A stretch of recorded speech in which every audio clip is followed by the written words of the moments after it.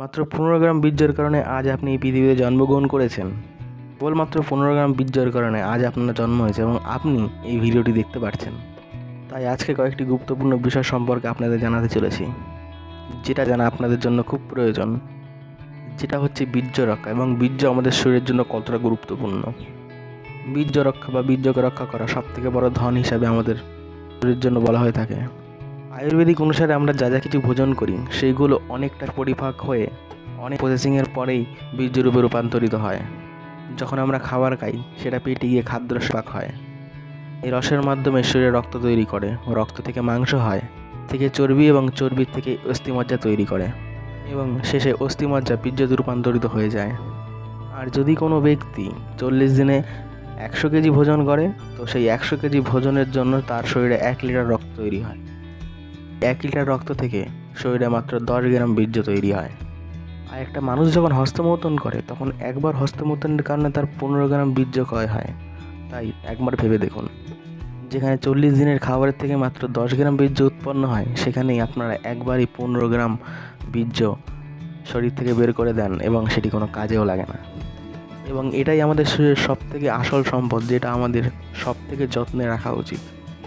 একে কখনোই এইভাবে নষ্ট করা উচিত নয়। এই বীর্যকে তৈরি করার জন্যই আপনার শরীররূপী মেশিন সবসময় কাজ করতে থাকে। তাই আপনি এই শরীররূপী মেশিনের জন্য একমাত্র শরীরের জন্যই আপনি নো পিএমও পালন করতে পারেন এবং নিজের সুস্থতা ধরে রাখতে এবং লম্বা জীবন আনন্দ এবং উপভোগ করতে অবশ্যই এটিকে পালন করা উচিত। সেই কারণে আগামী 40 দিন বীর্যকে ক্ষরণ হওয়া থেকে আটকাতেই হবে, যেভাবেই হোক না কেন। বীর্যনাশক মানুষ তার শরীরগুলোকে ক্ষরণ হওয়ার জন্যই ব্যবহৃত করে, কিন্তু তারা একবারও মাথায় এটা রাখে না যে বীর্য ঠিক কতটা গুরুত্বপূর্ণ আমাদের শরীরের জন্য। বীর্যনাশী মানুষ হস্তমৈথুন করে করে নিজের চুলগুলোকে পাকিয়ে ফেলছে, নিজের শরীরকে দুর্বল করে ফেলছে, রোগা করে ফেলছে, শরীর থেকে রক্ত কমে যাচ্ছে, এরকম নানান ধরনের সিমটম দেখতে পাওয়া যাচ্ছে। তাতেও তারা কিন্তু একটুও বুঝছে না যে এটি কতটা গুরুত্বপূর্ণ এবং এটিতে কতটা শক্তি আছে। নিজের বীর্যকে বিনা কারণে ক্ষরণ করছে। তার 1 লিটার রক্ত থেকে যে 10 গ্রাম বীর্য হচ্ছে, সেটাকে শুধুমাত্র একটি নোংরা ভিডিও দেখে নষ্ট করে ফেলছে, তবুও সে বুঝছে না এবং যার কারণে তার চেহারা এবং তার শরীরকেও অত্যন্ত খারাপ করে তুলছে। একজন বীর্যনাশক মানুষ এই পৃথিবীতে জীবিত থেকেও মৃতের ন্যায় গণ্য। এরা হস্তমৈথুন করে মরবে, কিন্তু কোনোদিনও মৈথুন করা ছাড়বে না। এদের লিঙ্গের বেশি দুর্বল হয়ে যাবে এবং এইভাবে এরা নপুংসকে পরিণত হবে, কিন্তু তবুও এরা মৈথুন করা ছাড়বে না। বীর্যনাশ তো কম বেশি সবাই করে, কিন্তু কখনো কেউ নো পিএমও করে না। কারণ বর্তমান সমাজের ছেলেমেয়েরা হস্তমৈথুন করেই তাদের জীবনকে কাটিয়ে দিতে চায়। তারা এইভাবেই জীবনকে উপভোগ করতে চায়।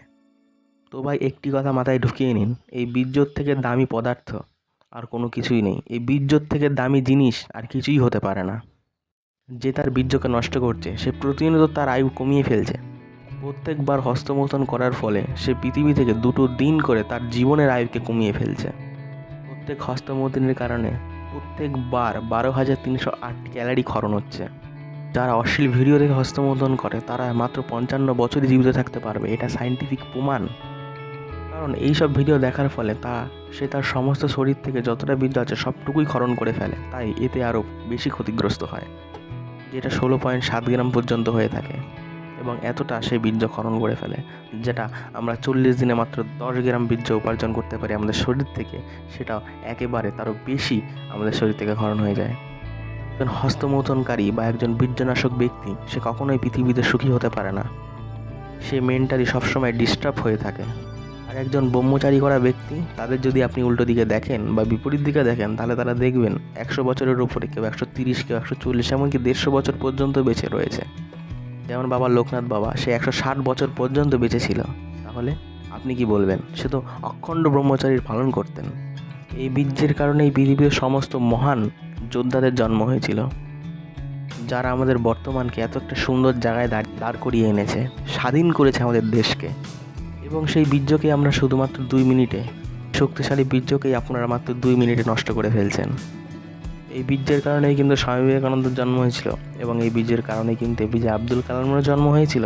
তা একবার ভালো করে ভেবে দেখুন, মহান মহান যোদ্ধা থেকে শুরু করে মহাপুরুষদের শুধুমাত্র কিন্তু এই বীর্য থেকেই জন্ম। তাহলে এই বীর্যের ঠিক কতটা পাওয়ার হতে পারে একবার ভেবে দেখুন। তারাও যদি বীর্যনাশক হতো তাহলে কি এই পৃথিবী নির্মাণ করতে পারতো? এই আজকালকার যুবকেরা তো বীর্য নষ্ট করতে উঠে পড়ে লেগেছে। তা তারা একবারও ভাবে না। আর ভারতের মহান মুনি ঋষিদের মত অনুযায়ী এই বীর্য শুধুমাত্র সন্তান জন্মের জন্যই ব্যবহার করা উচিত। এটা হস্তমৈথুনের ফল নষ্ট করার জন্য নয়। এখানে তো অনেকটা এরকম হলো যে একজন মালি তার বাগানে ভালো ভালো ফুল ফোটায়, সেগুলোকে জল দেয় এবং তাতে অনেক কষ্ট করার পরে ফুল ফোটায় এবং সেই ফুল থেকে সুন্দর সুন্দর পারফিউম বানায়, যার সুগন্ধে আকাশ বাতাস ভরে ওঠে এবং তার গন্ধে সমস্ত মনোরম হয়ে ওঠে এবং সেই পারফিউমকে একটা সময় পর নর্দমায় ফেলে নষ্ট করে। ঠিক সেরকমই সেই একই মালি আপনার মনের মধ্যেও রয়েছে, যে কিনা 40 দিন খাবার খেয়ে একটু বীর্য ধারণ করার ফলে সেটিকে সম্পূর্ণরূপে হস্তমৈথুন করে নষ্ট করে। ঠিক সেরকমই তাই ডিসিশন সম্পূর্ণ আপনার হাতে যে আপনি কি একজন বীর্যনাশক হতে চান না একজন শক্তিশালী বলবান তেজস্বী লোক হতে চান। কমেন্ট করে আমাদের অবশ্যই জানান এবং আজকের ভিডিওটি যদি আপনাদের ভালো লেগে থাকে তাহলে অবশ্যই একটি লাইক করুন। চ্যানেলে প্রথম হয়ে থাকলে চ্যানেলটিকে অবশ্যই সাবস্ক্রাইব করুন এবং পাশে থাকা বেল আইকনটি প্রেস করুন এবং আপনাদের বন্ধুদের মধ্যে শেয়ার করে তাদেরকেও বলবান করুন, তাদেরও জীবনে উন্নতির লাভ হোক। অন্য কোনো ভিডিও দেখার জন্য আপনাকে অনেক অনেক ধন্যবাদ। আপনাদের দিন ভালো কাটুক।